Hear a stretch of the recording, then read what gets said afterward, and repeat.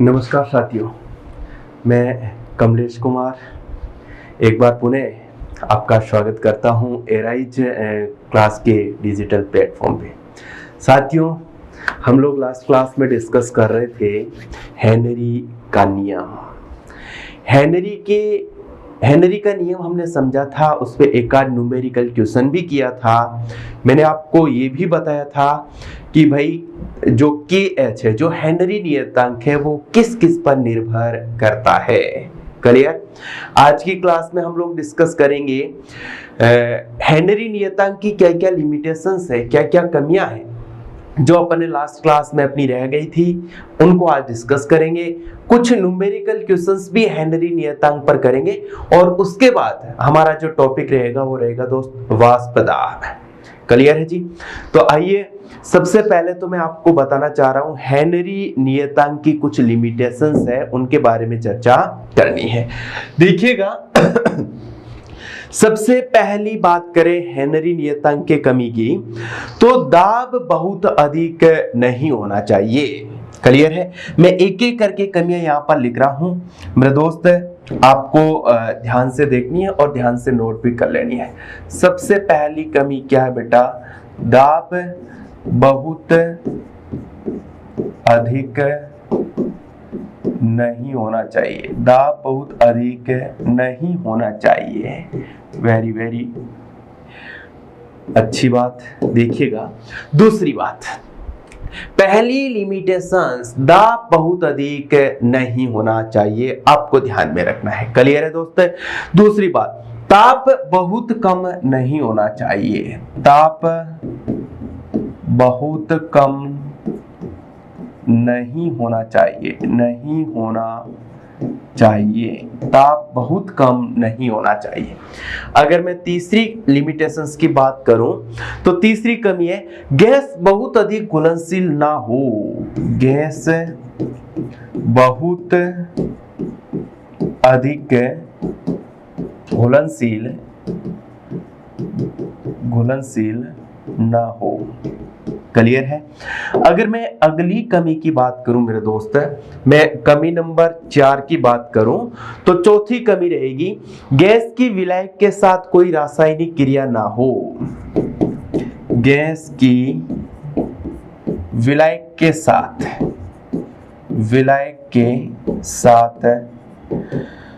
कोई रासायनिक क्रिया ना हो। कोई रासायनिक क्रिया ना हो। क्लियर है? और अगली कमी की बात करूं, कमी नंबर 5, तो गैस के अणु विलायक में ना तो विघटित हो ना ही संगुणित हो। पांचवी बात मैं ऐसे लिख सकता हूं, गैस के अणु विलायक में ना तो संगुणित हो, ना ही विघटित हो। ये कुल मिलाकर के 5 कमी आपको हेनरी नियतांक की है, आपको ध्यान में रखनी मेरे दोस्त। क्लियर है क्या? यहाँ पर ऑब्जेक्टिव क्वेश्चंस भी यहां से बनाया जा सकता है और बोर्ड एग्जाम में तो ऐसे प्रश्न अक्सर पूछ लिए जाते हैं कि भाई हेनरी नियतांक की क्या क्या लिमिटेशंस है, क्या क्या कमियां हैं, लिखिए। क्लियर है? 5 कमी। पहली कमी आपको मैंने बताई, दाब बहुत अधिक नहीं होना चाहिए। दूसरी कमी आपको बताई, ताप बहुत कम नहीं होना चाहिए। तीसरी कमी, गैस बहुत अधिक घुलनशील ना हो। चौथी कमी मैंने बताई, गैस के विलायक के साथ कोई रासायनिक क्रिया नहीं होनी चाहिए। पांचवी बात क्या ध्यान में रखोगे मेरे दोस्त? गैस के अणु विलायक में ना तो संगुणित हो ना ही वियोजित हो। क्लियर है क्या? गैस के अणु विलायक के अंदर ना तो एक दूसरे के साथ जुड़े, ना ही विलायक के साथ आकर के टूट जाए, बिखर जाए। क्लियर है? ये 5 लिमिटेशंस आपको ध्यान में रखनी है। क्लियर है दोस्त? अच्छा, इसके बाद कुछ न्यूमेरिकल्स क्वेश्चन अपन हेनरी नियतांक से संबंधित करने वाले हैं। एक क्वेश्चन आपके सामने स्क्रीन पर है कि भाई 20 डिग्री सेंटीग्रेड पर O2 की 1 लीटर जल में घुलनशील मात्रा ग्राम में ज्ञात कीजिए। जबकि O2 द्वारा द्रव्य विलय की सतह पर लगाया गया दाब 0.2 एटीएम है तथा O2 के लिए हेनरी नियतांक 4.5 into 10 to the power 4 atm है। दोस्त आपको दे क्या रखा है, आपको दे रखा मेरे लाडलो केच का मान दे रखा है। अरे यशियानो आपको दे रखा है किसका मान, पी का मान दे रखा है। आप इसको सॉल्व करोगे, आपको किसका मान दे रखा, P बराबर बोलो कितना दे रखा दोस्त है 0.2 एटीएम दे रखा है। KH बराबर आपको दे रखा 4.5 into 10 to the power 4 atm. अरे यशियानो आपसे क्या पूछा गया है, O2 की मात्रा पूछी गई है, आपको O2 का भार आपको याद करना है। अरे लाडलो सुने, ये सब कुछ दे रखा है, आप जानते हैं, बोलो क्या, P बराबर KH इंटू NG बट्टा NH2O। दोस्त सबसे पहले आप क्या करोगे, ऑक्सीजन के मोल याद करोगे, क्लियर है क्या। उसके बाद आपको पता, जैसे ही ऑक्सीजन का मोल आपको मिल जाता है उसके बाद आपको पता है मोल बराबर क्या होता है, भार बटा अणुभार, है ना। तो वहां से आप लोग क्या पता कर सकते हैं, भार पता कर सकते हैं। देखिए अपन कोशिश करते हैं, P कितना दे रखा बेटा 0.2 एटीएम दे रखा है, KH की वैल्यू कितनी दे रखी है 4.5 into 10 to the power 4 atm. Ng आपको ज्ञात करना है दोस्त, और NH2O आपको पता कितना होता है बेटा 55.5 होता है। अरे यशियानो बोल, क्या मेरी बात आपके दिमाग में क्लियर है। चलो दोस्त, अगर यहां से आप लोग देखिएगा Ng या फिर G का मतलब यहाँ पर ऑक्सीजन है, तो बेटा बट्टे में 1 लिख लूं, बट्टे में 1 लिख लूं, तो यहाँ पर क्या आएगा बेटा 4.5 into 10 to the power 4 into Ng बराबर इधर कितना आ जाएगा बेटा, वज्र गुणा करने पर 0.2 इंटू 5.5, क्लियर है, क्रॉस मल्टीप्लाई करेंगे बेटा, तो यहां से आपके पास Ng बराबर बोलो कितना आ जाएगा 0.2 into by 4.5 into 10 to the power इधर कितना आ जाएगा बेटा 4, 10 की घात है 4। क्या मेरी बात क्लियर है। अगर यहां से आप लोग सब कुछ सॉल्व करोगे तो आंसर क्या आ जाएगा, इस पूरी कैलकुलेशन आप लोग करोगे तो कैलकुलेशन करने के बाद आपको जो वैल्यू मिलेगी वो मिलेगी 2.5 into 10 to the power minus का 4 मोल। ये आपके पास क्या आ गया बेटा, ऑक्सीजन का मोल आ गया। जबकि प्रश्न वाला क्या पूछ रहा, ऑक्सीजन की घुलनशील मात्रा किसमें पूछ रहा, मेरे लाडलो ग्राम में पूछ रहा है। अरे यशियानो आप क्या करेंगे, अब आप लोग ऐसे करेंगे कि भाई ऑक्सीजन का मोल बराबर क्या होगा, भार बट्टा मोलिकुलर वेट, तो मोल कितना 2.5 into 10 to the power minus का 4, भार आपको ज्ञात करना है, और ऑक्सीजन का मोलिकुलर वेट कितना हो जाएगा बेटा 32 हो जाएगा। दोस्त क्रॉस मल्टीप्लाई करोगे तो W बराबर 32 into 2.5 into 10 to the power minus का 4। एक मिनट दोस्त, है ना, W बराबर क्या लिखोगे 32 into 2.5 into 10 to the power minus का 4 ग्राम। क्लियर है दोस्त, इस तरह से आप लोग इस प्रश्न को सॉल्व कर सकते हैं। मेरे लाडलो बहुत आसान सा प्रश्न था, बस समझने की जरूरत थी। उम्मीद करता हूं आपको समझ में आ गया होगा। अरे हाँ या ना, कोई दिक्कत है। चलो एक क्वेश्चन और देखते हैं अपन दोस्त। 20 डिग्री सेंटीग्रेड पर 1 लीटर जल में 2 इंटू 10 की घात माइनस का 5 ग्राम N2 उपस्थित है। चलो N2 का भार आपको दे रखा है, ठीक है ना। N2 द्वारा जल की सतह पर लगाया गया दाब बराबर 1 एटीएम है। तो KH है ना, आपको हेनरी नियतांक की वैल्यू पता करनी है। दोस्त देखिएगा वही फॉर्मूला P बराबर क्या होता है KH इंटू Ng बट्टा इधर क्या लिखोगे मेरे दोस्त NH2O। क्लियर है। यहां पर जल की मात्रा कितनी देर की 1 लीटर, मतलब आप लोग कह सकते हो NH2 बराबर क्या आ जाएगा 55.5 मोल आ जाएगा। बोलो यशियानो। अब बेटा N2 का भार आपको दे रखा है, बोलो क्या दे रखा है, N2 का भार दे रखा है, क्लियर है। अब आपको ज्ञात क्या करना है, N2 के मोल पता हो जाए ना तो आप लोग बहुत इजीली KH की वैल्यू ज्ञात है कर सकते हैं। P बराबर 1, KH आपको ज्ञात करना है। N2 का भार कितना दे रखा है, 2 × 10⁻⁵। अरे दोस्त N2 का मोलिकुलर वेट N2 दे रखा है, मेरे लाडलो क्या दे रखा है, N2 दे रखा है। तो आप लोग क्या लिखोगे बेटा, N2 दे रखा है, इसका मतलब इसका मोलिकुलर वेट कितना हो जाएगा 28 बट्टा यहां पर आप लोग क्या लिखोगे 55.5 लिखोगे। अगर इसको सॉल्व करोगे तो इधर क्या आ जाएगा 14 आ जाएगा। तो 1 बराबर KH इंटू 10⁻⁻5 बट्टा 14 और इधर क्या आ जाएगा बेटा 55.5। क्या मेरे लाडलो यहां पर आप लोग KH की वैल्यू ज्ञात कर सकते हैं, बिल्कुल आप लोग यहां से KH की वैल्यू ज्ञात कर सकते हैं, क्लियर है ना। बस जोड़ बाकी गुणा भाग करना दोस्त, बोलो क्या करना है, जोड़ बाकी गुणा भाग। कैसे करेंगे देखें आप लोग, 1 बराबर इधर क्या आएगा KH इंटू इधर क्या दे रखा है 10⁻⁻5 बट्टा 14, इधर क्या दे रखा 55.5 बट्टा 1, तो करोगे तो इधर 1/55.5 आ जाएगा। अब यहां से वज्र गुणा कर लो बेटा, तो क्या आ जाएगा KH इंटू 10⁻⁻5 बराबर इधर क्या आ जाएगा 14 × 55.5, तो KH बराबर 14 × 55.5 बट्टा 10⁻⁻5। इस पूरे को सॉल्व करोगे तो आपके पास क्या आ जाएगा मेरे लाडलो, हेनरी नियतांक आ जाएगा। क्लियर है जी, कोई दिक्कत नहीं ना। चलो मेरे दोस्त समझ में आ गया होगा, ठीक है लाडलो। चलो भैया अब अपन नेक्स्ट टॉपिक पे आते हैं। अगला जो हमारा टॉपिक रहेगा मेरे लाडलो वो रहेगा बेटा वाष्प दाब। वाष्प दाब, वेपर प्रेशर, जिसको मैं किसके द्वारा लिखूंगा बेटा, VP के द्वारा लिखने वाला हूं। क्लियर है जी। अब बात ये आती है कि भाई साहब वाष्प दाब होता क्या है ना।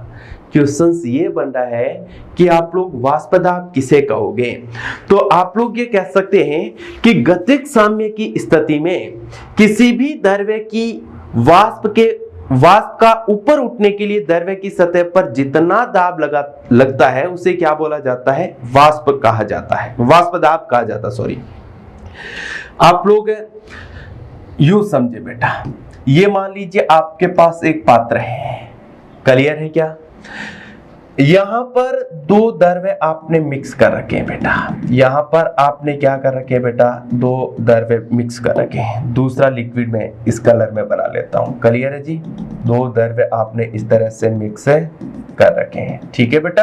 चलो अब क्या होगा बेटा, जब दो द्रव्यों को आपस में मिक्स किया हुआ है, क्लियर है क्या, अब इनमें जो वाष्प बनेगी वो क्या करेगी, इसकी सतह पर एक प्रेशर रिलीज करेगी, एक प्रेशर लगाएगी, क्लियर है क्या। और यही प्रेशर क्या कहलाएगा मेरे दोस्त, वाष्प दाब कहलाएगा। बोलो क्या कहलाएगा, वाष्प दाब। यानी आप लोग इस तरह से परिभाषा दे सकते हैं क्या, गतिज साम्य की स्थिति में किसी द्रव्य की वाष्प ऊपर उठने के लिए, गतिज साम्य की स्थिति में किसी द्रव्य की वाष्प ऊपर उठने के लिए द्रव्य की सतह पर जितना दाब लगाती है उसे वाष्प दाब कहते हैं। मैं यहां पर परिभाषा लिख देता हूं बेटा वाष्प दाब की, क्या लिखूंगा मेरे दोस्त, गतिज साम्य की स्थिति में, गतिज साम्य की स्थिति में, गतिज साम्य की स्थिति में किसी भी द्रव्य की वाष्प, गतिज साम्य की स्थिति में किसी भी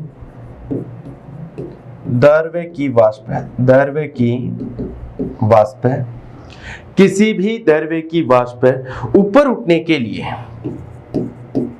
ऊपर उठने के लिए, ऊपर उठने के लिए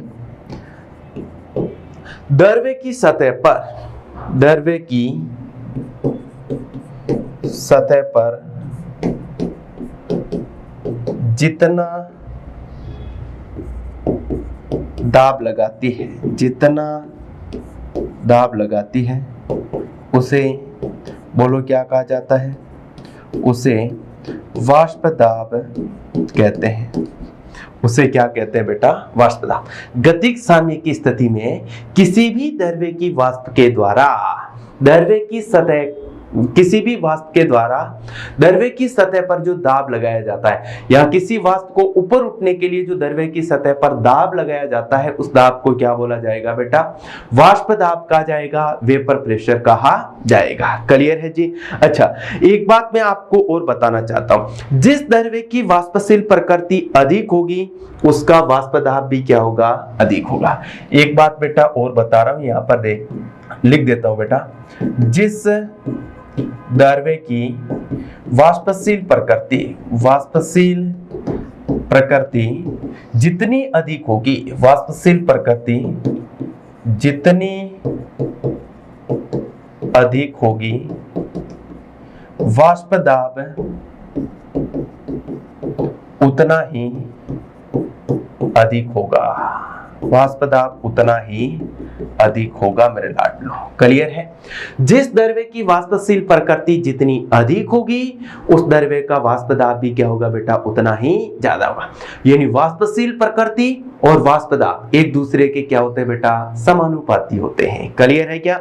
अच्छा, एक बात आपको और ध्यान में रखनी है, जैसे एक एग्जाम्पल मैं आपको दे देता हूं, पेट्रोल तथा केरोसिन की तुलना करें तो आपको पता बेटा पेट्रोल की वाष्पशील प्रकृति ज्यादा होती है, तो पेट्रोल का वाष्प दाब केरोसिन की तुलना में क्या होगा? अधिक होगा। बात समझ में आई क्या? जो मैं कहना चाह रहा हूं वो शायद आपको समझ में आ गया होगा। तो मैं एक उदाहरण लिखता हूं बेटा, यहां पर इसी चीज का एक एग्जाम्पल ले लेता हूं, आप लोग देखें बेटा। एक उदाहरण एग्जाम्पल, पेट्रोल तथा केरोसिन में पेट्रोल की वाष्पशील प्रकृति अधिक है। क्लियर है क्या? अतः इसका बोलो क्या अधिक होगा? वाष्प दाब भी अधिक है। वाष्प दाब भी अधिक है मेरे लाडलो। क्लियर है क्या? कोई दिक्कत है? नहीं। वाष्प दाब से संबंधित एक बात आपको और ध्यान में रखनी है, बोलो क्या? वाष्प दाब तथा क्वथनांक एक दूसरे का क्या होता है? व्युत्क्रमानुपाती होता है। जिस द्रव्य का वाष्प दाब जितना ज्यादा होगा, उस द्रव्य का मेरे लाडलो क्वथनांक क्या होगा? उतना ही कम होगा। तो यहां पर एक चीज आप लोग और ध्यान में रखोगे, क्या ध्यान में रखोगे बेटा? वाष्प दाब इनडायरेक्टली प्रोपोर्शनल टू क्वथनांक। बोलो क्या? क्वथनांक। वेरी वेरी इंपॉर्टेंट बात, वाष्प दाब और क्वथनांक एक दूसरे का क्या होता है? उल्टा होता है। क्लियर? जिस द्रव्य का वाष्प दाब ज्यादा है, उस द्रव्य का क्वथनांक क्या होगा? कम। जिस द्रव्य का क्वथनांक अधिक है, उस द्रव्य का वाष्प दाब क्या होगा मेरे लाडलो? कम होगा। क्या मेरी बात क्लियर है? चलो बेटा, इसके अलावा अब आपको यह भी ध्यान में रखना है कि भाई वाष्प दाब को कौन कौन से कारक प्रभावित करते हैं। यहां पर मैं लिख रहा हूं बेटा, वाष्प दाब को प्रभावित करने वाले कारक, प्रभावित करने वाले कारक। वाष्प दाब को कौन कौन से कारक प्रभावित करते हैं? क्लियर है? वाष्प दाब को प्रभावित करने वाले कारक, सबसे पहला जो फैक्टर मैं यहां पर लेके आया हूं बेटा, वो है द्रव्य विलय की प्रकृति। पहला जो कारक मैं यहां पर लिख रहा हूं, वो लिख रहा हूं बेटा द्रव्य विलय की प्रकृति। पहला जो कारक है वो क्या है बेटा? द्रव्य विलय की प्रकृति। आप ये कह सकते हैं कि जिन अणुओं के मध्य अंतः अणु का आकर्षण अधिक होगा, उसकी वाष्पशील प्रकृति कम होगी, तो वाष्प दाब भी क्या होगा बेटा? कम। यानी मैं यहां पर ये लिख सकता हूं, जिन द्रव्य के अणुओं का अंतः अणुक आकर्षण, अंतः अणुक आकर्षण अधिक होगा, अंतः अणुक आकर्षण अधिक होगा, उनकी वाष्पशील प्रकृति, वाष्पशील प्रकृति कम होगी। और जिनकी बेटा वाष्पशील प्रकृति कम होगी उनका वाष्प दाब भी कम होगा। मेरे साथियों सुने, जिन अणुओं के बीच में अंतः अणु का आकर्षण बल अधिक है, मतलब अणु आपस में टाइटली कनेक्ट है, टाइटली जुड़े हुए हैं, क्लियर है क्या, तो वो आसानी से भाप में परिवर्तित नहीं होंगे, उनकी वाष्पशील प्रकृति क्या होगी बेटा, कम होगी। इसका मतलब उनका वाष्प दाब भी क्या होगा मेरे लाडलो, कम होगा। क्लियर है। तो पहला जो फैक्टर मैंने आपको बताया वो क्या बता दिया बेटा, वो मैंने आपको बताया कि द्रव्य विलय की प्रकृति। क्या बता दिया बेटा, द्रव्य विलय की प्रकृति।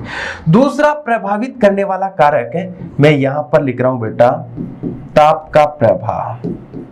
दूसरा प्रभावित करने वाला कारक मैं यहां पर लिख रहा हूं ताप का प्रभाव।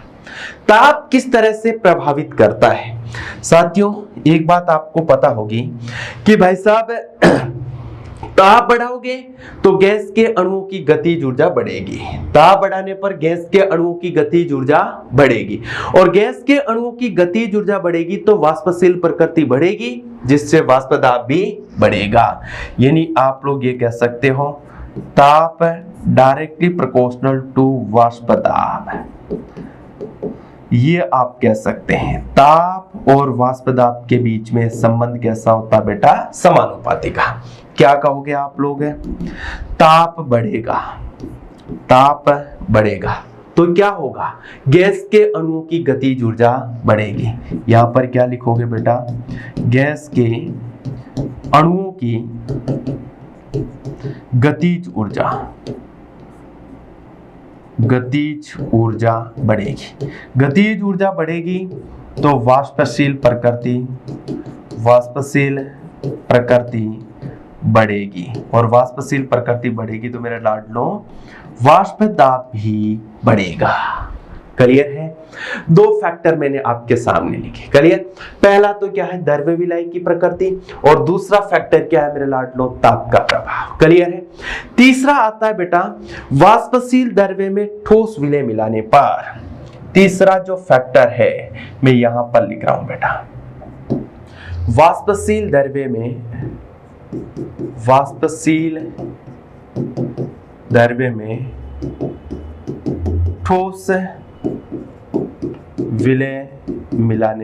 ठोस विलय मिलाने पर। बेटा सुने, इसको समझने की कोशिश करें। देखिएगा, ये पहला प्रभावित करने वाला कारक है, ये दूसरा प्रभावित करने वाला कारक है, और वाष्प दाब को ये तीसरा प्रभावित करने वाला कारक है। एक मैं बहुत छोटा सा एग्जांपल आपको दे रहा हूं। आपने कभी दूध को गर्म किया होगा, है ना, दूध उफान आ रहा है, क्लियर है। आपने क्या किया, उसमें 2 चम्मच शक्कर मिला दिया, ठीक है। तो जो दूध उफान आ रहा था वो एक बार उफान आने से रुक जाएगा, क्लियर है, क्योंकि आपने क्या किया, द्रव्य जो वाष्पशील था उसमें ठोस विलय मिला दिया। अब क्या होगा, जब तक वो ठोस पदार्थ द्रव्य में पहले परिवर्तित होगा, फिर वो वाष्प में परिवर्तित होना प्रारंभ होगा, उसके बाद वापस से उफान आना स्टार्ट होगा। अरे यस या नो। तो उस ठोस पदार्थ ने क्या किया, वाष्पशील प्रकृति के मार्ग को क्या किया बेटा, बाधित किया। क्लियर है क्या। इस वजह से बताओ वाष्पशील प्रकृति घटी या बढ़ी, घट गई, तो बताओ बेटा वाष्प दाब घटेगा या बढ़ेगा, वाष्प दाब भी कम हो जाएगा। क्लियर है, बात समझ में आई कि नहीं आई। तो आप लोग ये लिख सकते हो कि ठोस विलय के कारण वाष्पशील प्रकृति के मार्ग में अवरोध उत्पन्न करते हैं। सुने साथी, यहां पर मैं लिख रहा हूं ठोस विलय के कारण। दिख रहा है क्या बेटा, चलो कलर चेंज करता हूं मैं, है ना। यहां देखिएगा, ठोस विलय के कारण, ठोस विलय के कारण है वाष्पशील प्रकृति के मार्ग में अवरोध उत्पन्न करते हैं, अवरोध उत्पन्न करते हैं। चलो ठीक है। अच्छा, जिससे क्या होगा बेटा, वाष्पशील प्रकृति कम होगी। जिससे आप लोग क्या कहोगे, वाष्पशील प्रकृति कम होगी। वाष्पशील प्रकृति कम हो और वाष्पशील प्रकृति घटेगी तो आप लोग कह सकते हो बेटा वाष्प दाब भी घटेगा। क्लियर है? तो देखिएगा बेटा, 3 प्रभावित करने वाले कारकों का मैंने जिक्र किया। पहला कारक मैंने आपको बताया बेटा क्या, द्रव्य विलय की प्रकृति, है ना। जिन द्रव्य के मध्य अंत अणु का आकर्षण बल अधिक होगा उनकी वाष्पशील प्रकृति कम होगी, उनका वाष्प दाब भी क्या होगा बेटा, कम होगा। दूसरा प्रभावित करने वाला कारक आता है ताप का प्रभाव। ताप और वाष्प दाब के बीच में रिश्ता समानुपाती का होता है। ताप बढ़ाओगे तो गैसों के अणुओं की गतिज ऊर्जा बढ़ेगी, वाष्पशील प्रकृति बढ़ेगी, वाष्प दाब भी बढ़ेगा। तीसरा जो प्रभावित करने वाला कारक है वह वाष्पशील द्रव्य में ठोस विलय मिलाने पर। अगर ठोस विलय के कारण अगर आप लोग ठोस विलय को वाष्पशील प्रकृति के मार्ग में मिलाते हो तो वाष्पशील प्रकृति के मार्ग में क्या करेंगे बेटा, अवरुद्ध उत्पन्न करेंगे, जिससे वाष्पशील प्रकृति घटेगी और वाष्प दाब भी क्या होगा मेरे लाडलो, घटेगा। क्या मेरी बात आपके दिमाग में बैठी? अरे यस या नो? चलो दोस्त, अब बेटा देखिएगा, द्रव्य विलयन को समझने के लिए एक नियम काम में लिया जाता है और उस नियम का नाम है बेटा राउल्ट का नियम। राउल्ट का नियम, इसको है ना कई जगह राउले का नियम भी लिखा हुआ मिलता है, कई जगह राउल का नियम, कई जगह राउ का नियम। क्लियर? मैं यहां पर इसको कह रहा हूं बेटा राउल्ट का नियम। एक अच्छा कंसेप्ट है, समझना इसको बेहद ज्यादा जरूरी है। क्लियर है क्या? ये नियम आपको क्या कहता है, ये नियम आपको क्या कहता है, इसके बारे में अपन पढ़ेंगे लेकिन अगली क्लास में डिस्कस करने वाले हैं। क्लियर? आज के लिए इतना ही।